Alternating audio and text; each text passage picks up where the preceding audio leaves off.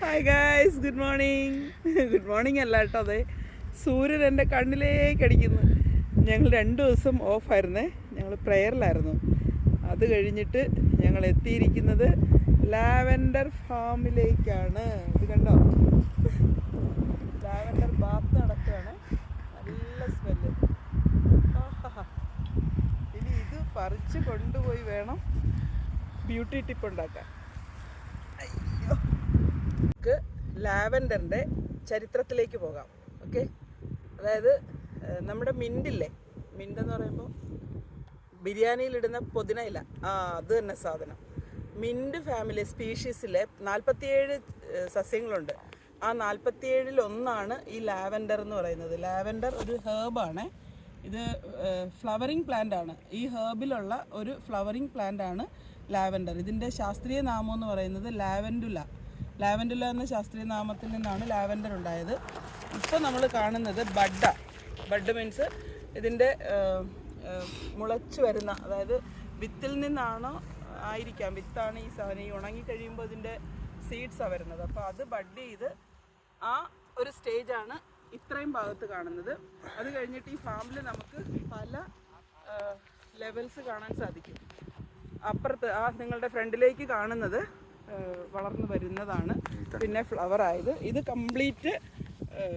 Complete ആയ ഒരു ചെടി, അതിൻ്റെ സ്റ്റെമ്മും ഇങ്ങനെയാണ് നമ്മൾ കംപ്ലീറ്റ് ആയ ഒരു ചെടിയാണ് നമ്മൾ കാണുന്നത്. ഇതിൻ്റെ തണ്ടിലാണ് ഈ സ്മെല്ലിരിക്കുന്നത്.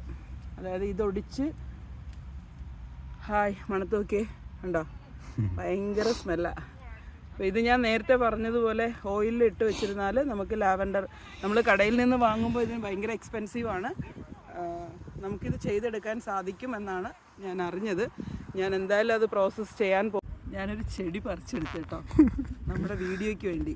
ഈ ലാവൻഡറിൻ്റെ ഫ്ലവേഴ്സ് നിങ്ങൾ കണ്ടിട്ടുണ്ടോ? എനിക്ക് തോന്നുന്നില്ല, നമ്മുടെ നാട്ടിലെങ്ങും ഞാൻ കണ്ടിട്ടില്ല. നല്ല സ്മെല്ലാണ്, നല്ലൊരു അരോമയാണ്. നമ്മൾ ലാവൻഡർ സോപ്പ് കണ്ടിട്ടുണ്ട് അല്ലേ, പക്ഷേ ഇത് വെച്ച് നമുക്ക് ലാവൻഡർ ഓയിൽ ഉണ്ടാക്കാം. ടിപ്സ് പറഞ്ഞു തരട്ടെ. എക്സ്ട്രാ വെർജിൻ ഒലിവ് ഓയിൽ വാങ്ങുക, എന്നിട്ട് ലാവൻഡറിൻ്റെ ഫ്ലവേഴ്സ് അതിനകത്ത് ഡിപ്പ് ചെയ്ത് വെച്ചിട്ട് കുറേ മാസങ്ങൾ വെച്ചിരുന്നാൽ പ്യുവർ ലാവൻഡർ ഓയിൽ കിട്ടും.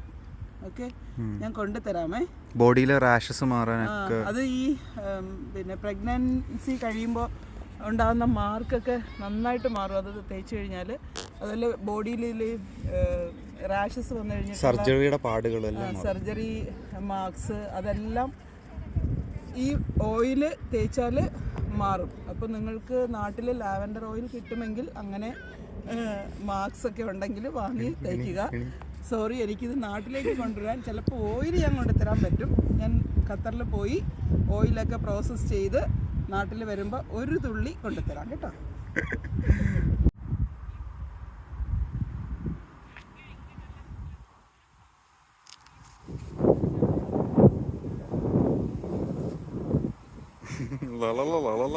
തേനീച്ചകളുണ്ട് അന്ന് കാണിച്ചു കൊടുത്തേ. തേനീച്ചകളുണ്ട്, അവർ ഈ സ്മെല്ല് അട്രാക്ട് ചെയ്തിട്ടാണ് നല്ല ഉണ്ട് തേനീച്ചകൾ. തേനീച്ചയാണോ ടൈപ്പ് ഓഫ് ബി? കണ്ട് ഒന്ന് രണ്ട് അതെ ഇവിടെ ഉണ്ട്, അത് കണ്ട് പറക്കുന്നു.